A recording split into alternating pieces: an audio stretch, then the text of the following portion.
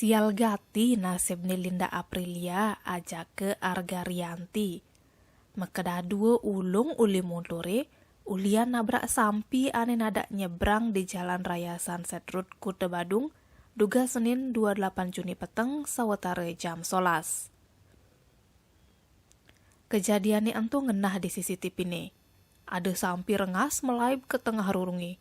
Sagetan pas sampi ni melaib ada motor ane penekine ken Linda aja Argarianti. Jelas tubuh singidang ngelidin. Sampi ni lantas nomplok montore sampai aja keda dua ulung ngeluluk di rurungi. Sampi ni ngangsan rengas melaib kanti nomplok kaca minimarket.